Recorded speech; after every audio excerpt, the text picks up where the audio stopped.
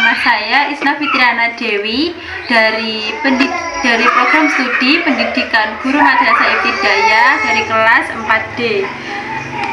Saat ini saya sedang bersama ibu narasumber, yaitu dengan Ibu Istiqomah ya, selaku seorang guru di MI Pancahidayah Tunggangri, yaitu selaku seorang guru yang telah melakukan inovasi dalam pembelajaran, yaitu dalam penggunaan media mengajar video untuk kelas 4 dalam meningkatkan minat belajar siswa terhadap pelajaran matematika tema FPB di MI Pancahidayah.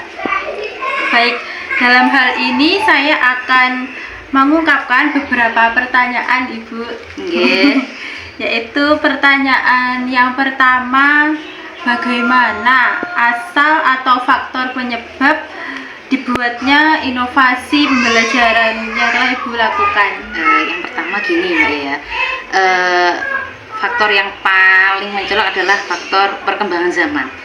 Zaman sekarang kan untuk penyampaian materi kan nggak harus pakai whiteboard, pakai board marker seperti itu. Jadi ada gebrakan baru, yakni membuat materi ajar bisa seperti PowerPoint, video, bahkan yang kemarin itu ada juga book creator. Nah, seperti itu. Asal muasalnya itu begini, melihat minat belajar atau respon dari peserta didik ketika diajar pakai papan tulis itu jenuh. Jadi kita membuat inovasi untuk membuat materi ajar atau media ajar berupa video seperti itu. Terus selanjutnya yaitu kapan inovasi ini dicetuskan, dirancang sampai hingga digunakan? Ini asal muasalnya itu tahun 2021 Mbak ya. Pertama kali saya membuat itu tahun 2021, di mana pada saat itu waktu ada pelatihan ya, namanya guru kan ada pelatihan ya Mbak ya. Itu ada salah satu materinya itu membuat materi aja berupa video. Setelah mendapatkan materi, kami ya, bukan saya nggak sendiri, ada teman-teman juga, itu langsung mencetuskan bahwa perlu adanya inovasi untuk membuat materi ajar berupa video. Itu nggak jauh dari ini Mbak sebenarnya. Sebelum tahun 2021 tuh ada itu loh, waktu COVID, pandemi. COVID. Efek dari COVID itu Bapak Ibu guru itu kan nggak bisa tatap muka pelajarannya. Jadi otomatis Bapak Ibu guru itu membuat materi berupa video di mana nanti bisa di-share bisa dilihat di rumah, dipelajari seperti itu. Jadi itu latar belakang awalnya dari situ. Cuma kalau pembuatan videonya sudah lumayan bagus itu ya di 2021 itu. Nah, sebelumnya cuma ala kadarnya saja.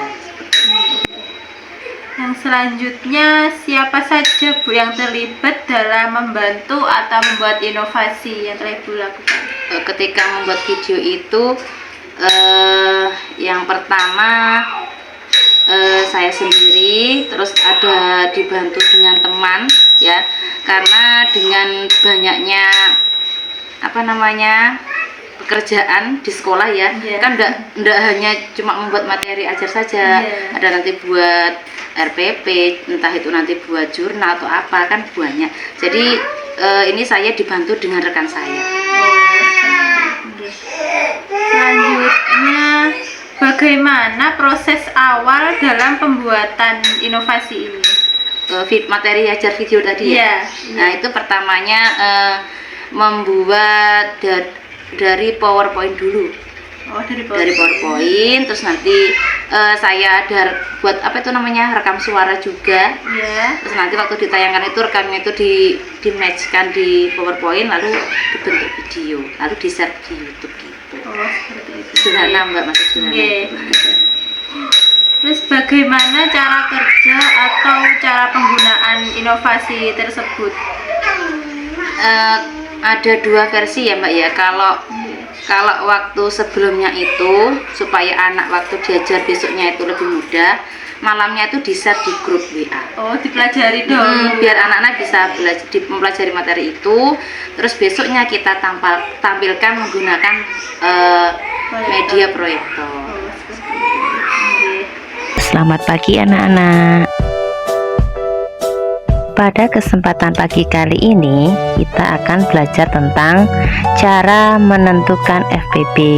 Siapkan bukunya ya.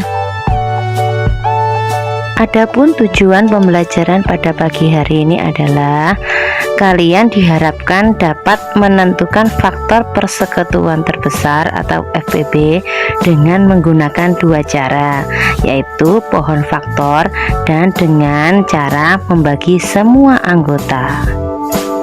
Pengertian FPB. FPB singkatan dari faktor persekutuan terbesar, di mana FPB merupakan faktor. Kemarin kita belajar tentang apa? Yuk. Kita kemarin sudah belajar tentang menentukan FPB. Selanjutnya bagaimana cara menjelaskan atau mensosialisasikan inovasi ke pihak-pihak yang berkepentingan. Ini ada batasannya enggak, Mbak? Untuk pihak yang berkepentingan itu maksudnya siswanya. Oh, itu tadi diambil linknya dari YouTube terus di-share di grup WA. Terus besoknya dijelaskan gitu. Jadi kan anaknya lebih mudah nanti memahaminya. Terus bagaimanakah manfaat dan perubahan atau dampak nyata dalam inovasi ini? Yang saya rasakan pada saat itu ya, Mbak, itu anak-anak itu lebih tertarik, kan hal baru. Biasanya kan cuma papan tulis gitu. Nah, itu ada tampilan-tampilan, ada gambar-gambar itu, ada videonya juga, itu anak-anak menjadi lebih tertarik dan semangat belajar. Seperti itu. Lebih memperhatikan.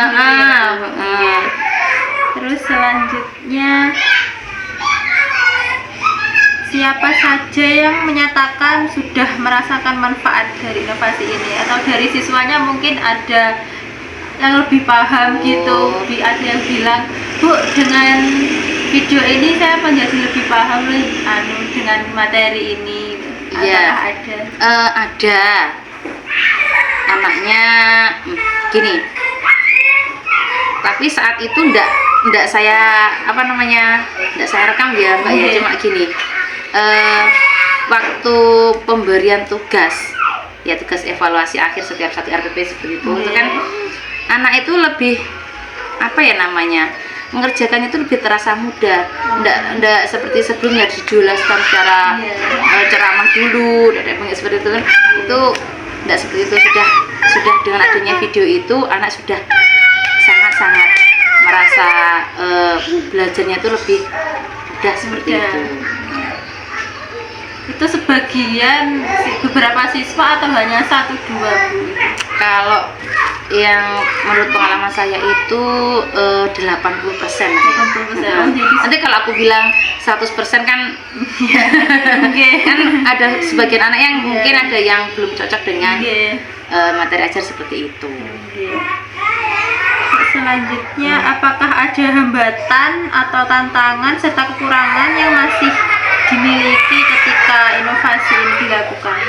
Hambatannya itu Mbak, mungkin butuh waktu. Ya kan ketika buat video kan juga ngedit, kan matching apa enggak, suaranya gimana, mau madu padankan itu butuh waktu. Sedangkan kalau di sekolah itu kan tugasnya guru kan juga banyak. Enggak itu saja sebenarnya, cuma hambatannya cuma itu waktu ya. Kalau tantangannya itu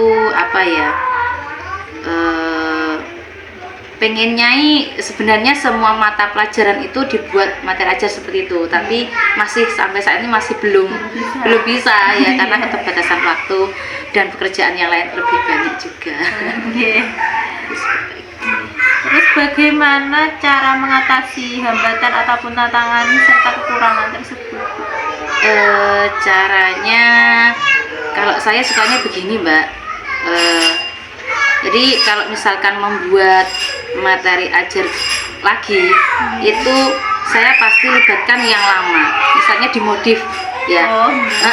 Nggak, nanti kalau buat dari awal itu nanti kan kita kan nggak bisa mengevaluasi materi ajar yang kita buat kemarin. Jadi modif dan modif. Saya sukanya lebih modif. Modif seperti kemarin dari materi PowerPoint dimodif ke video, terus yang kemarin tak modif lagi ke book creator. Jadi berupa buku, e-book gitu loh Mbak. Oh, seperti itu. Nanti ada linknya juga. Demikian pertanyaan yang dapat saya sampaikan dan terima kasih Bu atas waktu sami-sami. yang telah diluangkan serta informasinya. Nggih. Sekian dari saya. Wassalamualaikum warahmatullahi wabarakatuh. Waalaikumsalam warahmatullahi wabarakatuh. Nah, dari video wawancara yang telah saya lakukan mengenai inovasi pembelajaran, melalui video pembelajaran ini memenuhi kata kunci serta karakteristik inovasi. Adapun kata kunci dari inovasi yaitu yang pertama baru. Berbeda dari sebelumnya karena pada inovasi ini dibuat sesuatu yang berbeda dan dengan cara pengajarannya pun berbeda dari yang sebelumnya. Dengan melalui media video ini, siswa lebih memahami materi pelajaran yang disampaikan. Menurut narasumber, 80% siswa lebih memahami materi melalui media video ini daripada pengajaran yang dilakukan guru melalui papan tulis. Yang kedua, kualitatif.